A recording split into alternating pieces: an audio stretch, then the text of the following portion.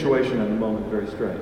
And those are the kinds of actors that Rob hired. He hired Chris Guest and Mandy and Carrie Ellis and the wonderful Andre.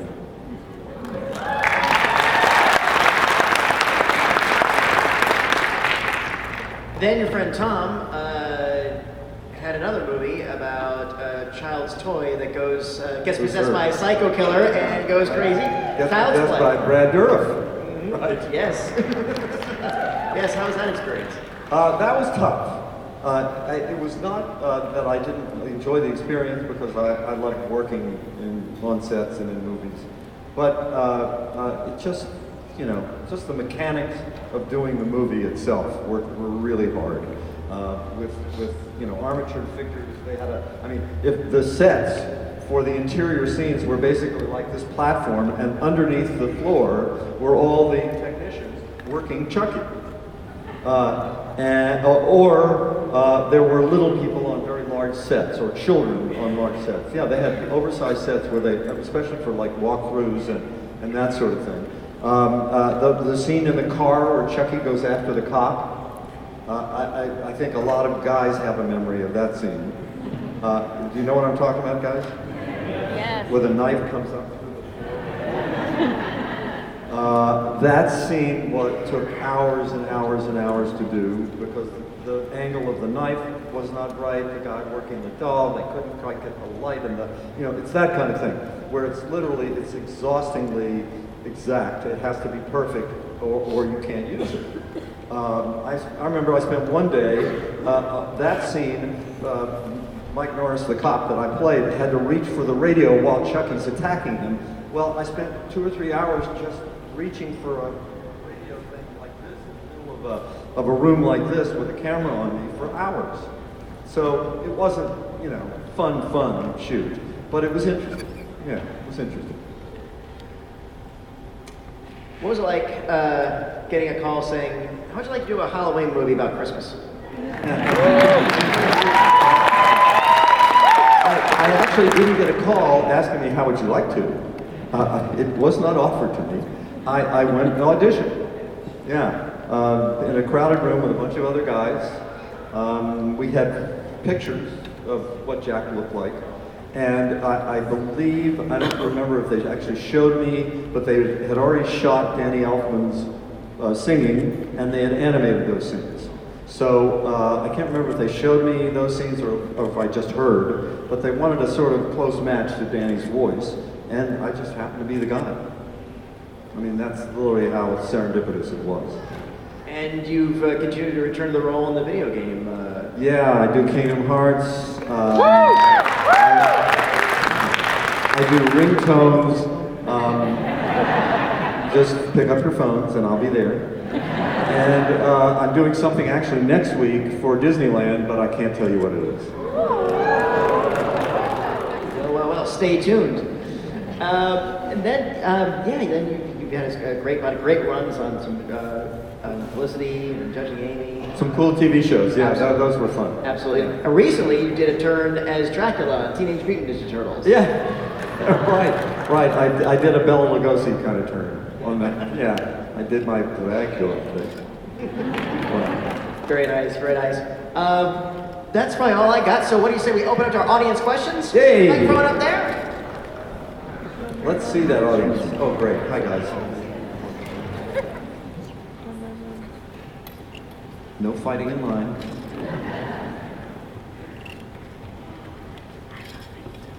Hi. What's your name? My name's Denise, and my question has to do with your work with Danny Elfman. Music was such a huge part of the film, and what was it like? Did you get to work directly with Danny? I never saw Danny the entire shoot. The only time I saw Danny was I think it was like a year or so after Tim was getting an award, and he was working on another movie and couldn't be there, and they asked me to accept it for him, and Danny was there. And that's the first time I've seen him. Yeah, we never worked together. Thanks. Yeah, sadly. But Thank you. what are you throwing at that woman? You ask a good question, you get candy. Do I get some candy too? You haven't heard it yet. You'll get there. Wait. Okay. Hi, what's your name? Sarah. Hi, Sarah. You talked about getting your start in theater. Do you still do theater? And A lot. do you have More and more as I get older. yeah? Do you have a role that you would love to play that you haven't on stage? That's something that you've always been drawn to that you haven't had the chance to do? At this point in my life, it would probably have to be King Lear. And right now, Glenda Jackson is blowing the socks off of King Lear on Broadway, so I don't know if anybody's going to want anybody to be playing King Lear for some time. Awesome. But thank you. Thank you. Yeah. Good catch. Love you too. Hi. Hi, my name's Erin. You've been in many, many great films as an actor, and I was wondering if, unfortunately, your acting career comes to an end, what legacy do you want people to remember you by your films and your career? If, unfortunately, my acting career should come to an end, let me see. Let me think. I'm sorry. It's just, I'm paralyzed. I mean, you know, I almost ready for the eulogy for that. I still work. What's nice about this point in my life is that, and I say this in all seriousness, I have 7 grandchildren. With another one on the way. So I'm very devoted to my grandchildren and my kids. And I'd like to spend as much time as I can with them. And being unemployed allows me that. Also, I'm writing a book. That hopefully maybe this time next year will be around. I'm not sure. We'll see. We're dealing with publishers now. And it's basically a memoir about everything, my life and what I've done, my family. I have kind of an interesting family background and things that happen in their lives as well as mine. I don't know. I mean, I think that all of us, that our legacy is the service we do in the world, what we give to others. And if anything, hopefully I've given some pleasure and some entertainment to people. You know, it's one of the things I love about coming here, is that when you work in television and movies, you don't connect with the audience. And in theater you do, but you don't do it on a one-to-one basis. You know, you're basically sort of hermetically sealed by the fourth wall when you're doing theater, but at least you have the audience's reaction to what you're doing. And that changes every night, which is a great thing about doing theater, which is why I keep doing it. But with movies, that doesn't happen, and it's one of the reasons why I love doing these conventions, is because people come up and they say, you have no idea how much what you do means to me, and I'm floored.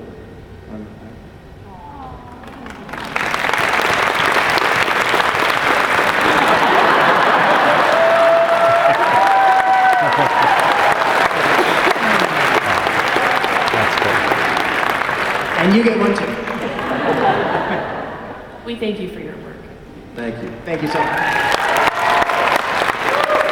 Just to extend that thought a little bit, if there's anything that I can pass on that would be of any kind of wisdom to anybody, is to find something that you do that has an effect on others in a positive way, whether it's volunteer work or church work or whatever it is. Find it and do it, because it makes you feel better too. Not only helps others, but it's good for your soul. Hi. Hi. I'm Liz. What was your favorite scene to shoot in Princess Bride? Favorite scene in Prince Bride? I think the scene at the entrance to the Pit of Despair. That's such a great speech. That speech is, you know, when I'm swamped. It's just, I lived it, you know. Loved it. And Rob gave me some candy. And you get some too. That's okay, it's wrapped for your protection.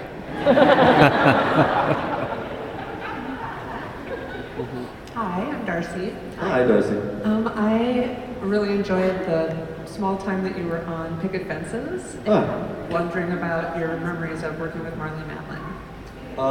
That was actually great. It was really interesting. She's saying I did a series of episodes of Picket Fences, which, unknown to most people, David Kelly, who wrote Picket Fences, had intended to spin those characters off, that is Marlee and me and the bank robbers, into another series. And for some reason it didn't happen. Yeah. But that was great. Yeah. I really enjoyed it. She's a lovely woman. She's really an amazing, amazing woman, Marlee. Nice. Yeah. Awesome. Thank you. Thank you. Right here, in front of the guy who's picking it up and putting it in his pocket. Hello, I'm Antonio. Hi, Antonio. It's good Marty cosplay going on there. Thank you. I was wondering, like, out of your entire acting experience, what was your favorite part of it? Like, what's your fondest memory? My fondest memory of a part, I don't really have one. This is a cliche, but it's like asking me who my favorite kid is, or my favorite grandchild. You invest yourself so totally in everything what most actors do, I think, I hope.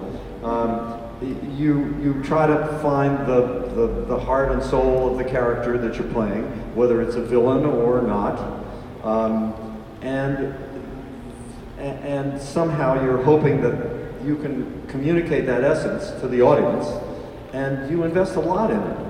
And so I think I try to do that with all the characters that I play, so it's hard for me to think of one that I would pick out and go, you're my favorite. Reasonable answer? Yep.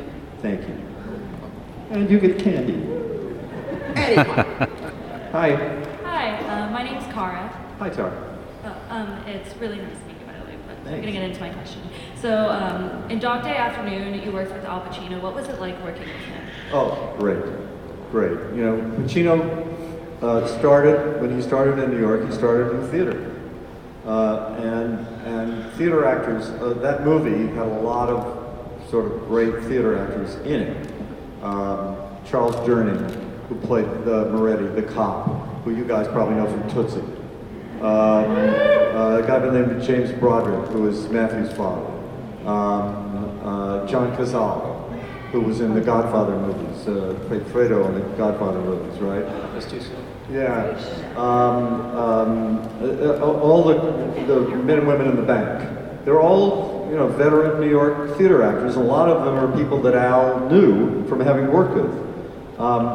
So, our work together was as contemporaries. It was my first movie, and Al was a huge movie star, and I was never treated any different than he would have treated anybody else that he was working with. We did actually some improvisation. When we were working on the telephone scene, we did some improv on that, just because he and I had thoughts about it that were a little different from the way the scene was written, and we did improvs, and then they recorded them, and then that was the way the scene ended up in the movie. And during the shooting of the picture, when I wasn't working and Al wasn't working, we'd get together and just kind of run the scene and talk. So it was great. It was collaborative. It was like I was hanging out with a buddy. Really. Thank you. Thank you. And by the way, Al still does a lot of theater. Yes. He still goes back and does theater. Hi, my name is Crosby. Crosby? Yes. Nice to meet you. With the recent news that The Princess Bride is becoming a Broadway musical, do you have any, like a dream cast for who you want to play you in the musical? Oh, well. I wonder if, let's you and I talk later, and we'll talk about whether I can get approval from somebody. Okay, no. I have no thoughts about it, actually. I mean, I can think of just sort of right off the top of my head. There's a guy by the name of Santino Fontana, who's great, who's doing Tootsie now. But he'll probably be too big a star after Tootsie to do it. I don't know. It'll be interesting. I have a feeling they'll probably go with more sort of unknown people, since the show is so, the movie is so well known and is got such a broad fan base. I mean, I did a show in Salt Lake City, I don't know, a couple of years ago, and the Attorney General of Utah came up to me and said, in every home in Utah, there is either a DVD, a Blu-ray, or a VHS of The Princess Bride. In every home. So I'm sure that the casting will take care of itself. I don't think they'll have too much trouble. It's interesting because I did a show on Broadway about 10 years ago or more called The Light in the Piazza. And some Piazza fans. And the composer of that show, Adam Gettle, had been working with William Goldman for some time on an adaptation that they were going to do, and it didn't work out. So now I guess the family, the estate of William Goldman, because William Bill passed away not too long ago, worked something out with Disney, and they're going to do a version of Broadway. But that's all I know. Stay tuned. Yeah. Thank you. All right, thank you, Dorothy. Hi. Hi, I'm Krista. Hi, Krista. I actually have a question about Princess Bride. The marriage scene is my family's favorite scene, and I'm wondering, how did you keep it together whenever the Pope was talking? How did we keep it together? Without laughing. Without laughing, we didn't. Seriously, there were a lot of screwed up takes. Believe me. In fact, Mandy Patinkin says that over the course of the shooting, and he and Carrie always worked on that duel constantly. I mean, were you guys here for Carrie's panel? I'm sure Carrie talked about it, how they literally rehearsed every day. When they were not shooting, they were rehearsing because it was, as you all know, so complex, the choreography for that duel. And neither of them, particularly, and Mandy says that he was never had an injury of any kind, no turned ankle, no sore wrist, nothing, until he did, I believe he says, cracked a rib during Miracle Max's scene. To keep from laughing. Because he was so hysterical during the time. I mean, the Miracle Max scene was, I'm told, I wasn't there, but I'm told was like, it was impossible. Because Billy Crystal kept coming up with improvs. He'd change it from say, and Rob would just say, just go. Do whatever you want. We'd stick to the script, what the hell, let's just go. And a lot of the stuff that Billy came up with were just at the moment, and they were literally on the floor, almost all the time. So it was tough. It was not easy. Thank you. But as you can see, I mean, you could tell from what happened on screen that it was a fun shoot. Yeah. And also very, very beautiful. We shot up in the sort of the north, I guess, South Derbyshire, North Yorkshire, or North Yorkshire, wherever it was, Sheffield. But very beautiful country. The food wasn't very good, but the scenery was gorgeous. Yeah. Hello, Link. Hi, I'm Stephanie. Hi, Stephanie. So you've mentioned in Carrie Ellis's book and in a couple documentaries about like your kids freaking out over seeing Andre and the awesome times that you've had. My question is, what's the most, not quite the most, what's a prominent shenanigan moment, I guess you could say? Like the most memorable, like, oh, that's for the memories, like pranks or anything that happened for you. Shenanigans. First of all, it's a great word, isn't it? It's a fun word. Yeah. It needs to be used more often. I can't think of anything specifically that happened that was, like a practical joke, or because there was funny stuff going on all the time, but most of it was related to the movie itself. I remember that Chris Guest, we spent a lot of time together because we had a lot of scenes together, obviously, and we had to go riding all the time, training on our horses because our horses had to get to know us. And Chris had this horse that was huge, first of all. You know how they measure a horse in hands? His horse was like 175, I'm kidding, but an immense horse that was completely unmanageable. And so he was constantly fighting the horse, trying to deal with the horse.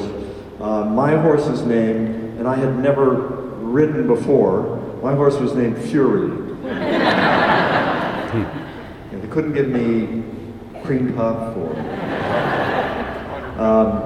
so we had a lot of sort of minor accidents riding, but no shenanigans. Chris would always, this was one thing that was always very intimidating to me. Chris would always initiate limericks in the car on the way. Okay, you start a line, then I'll say the second line, then you do the third line, I'll do the fourth line. God! I mean, with Chris Guest, right? Well, thank you. That's it. Thank you. Hello. Hi, my name is Gwen. Gwen? My question for you is, why did you start acting? Why? I think the best answer I can give is that I had no choice. Seriously. That it was something that it has to be calling. You know what I mean by that? Yeah, it has to be something you have to do. Because there's so much crap you have to put up with in order to do it, and then you're rejected a lot. And when I say a lot, I mean, you know, you talk about this list of things that I've done, all these movies and TV shows that I've done in my life, there are probably 10 times, that many times when I was rejected. Easily 10 times. Where I went in and auditioned for something and they said, oh, thank you, next. Happens all the time with actors. Still happens. Still happens. Here's a staggering statistic. At any one time, the Screen Actors Guild membership, 80% unemployment rate. Ouch. That's what it's like. So it has to be something that you feel like what else am I going to do? This is who I am. That's how. Okay? Thank you. Hey, Gwen, come here. You got a lot of Thank you, Gwen. stuff. So I'm going to give you one for each color you're wearing. There you go. Oh, yeah. Have you been to March? Share. Hi, my name is Steve. Hi, Steve. What was it like working with Andre the Giant? First of all, strangely, I never actually worked with Andre. I didn't have any scenes with him, sadly. Carrie had worked with him constantly. And so actually, so did the others, because he was in all the scenes with those guys. But I was in the castle being stormed. And never worked with Andre, but I got to hang out with him, which was great.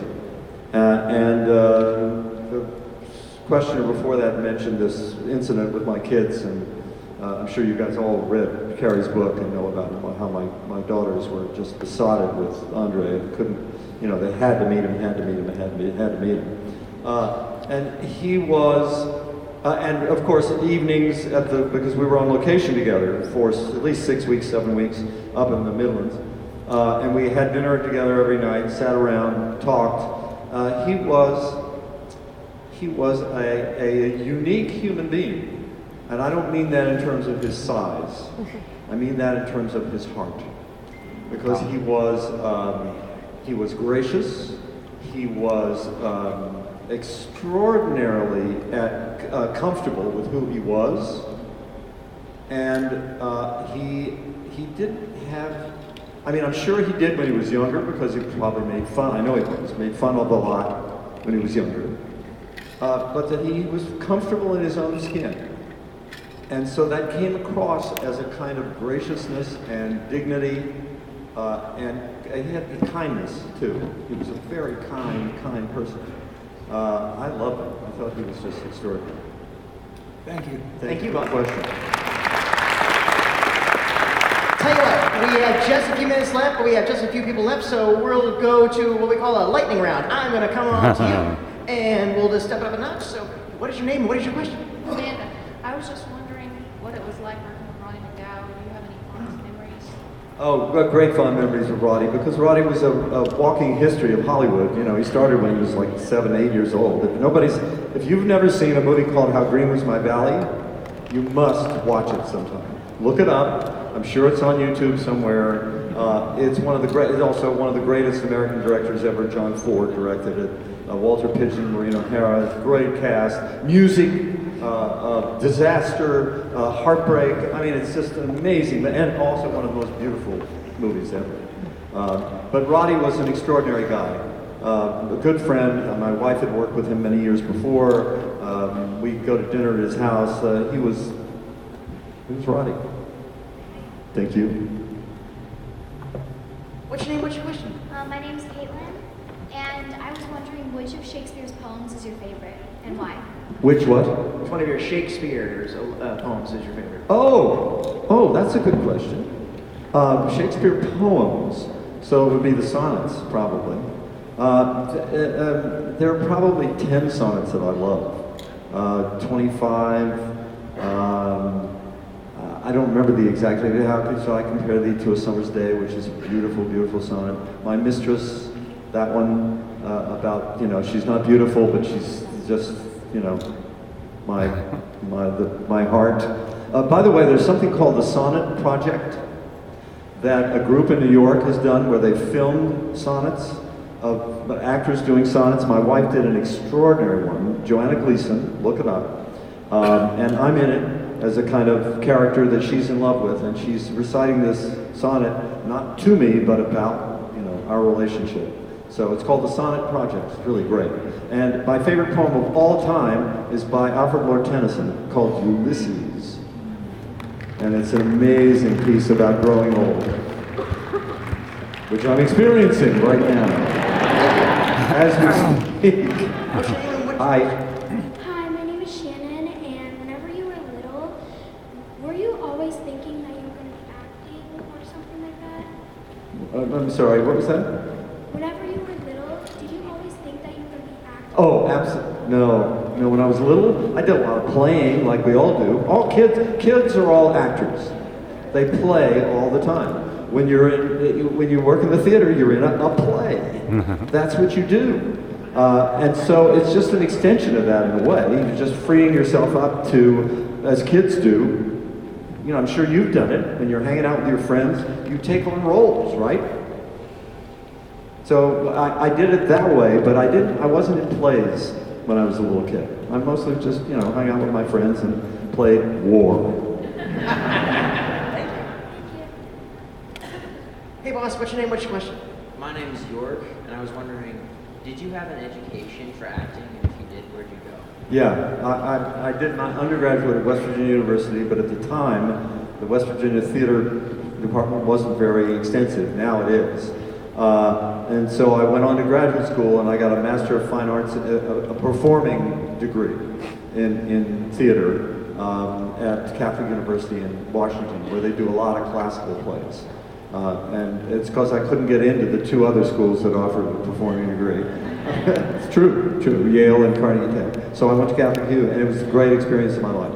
Because they have touring companies, I went on tour. I did a tour for a year, 35,000 miles, 8 months of one-nighters at high schools and colleges all over the country, playing Romeo and Juliet, and I was the lighting guy. And I drove the truck. Yeah, it was great. It was a fabulous experience. It really was.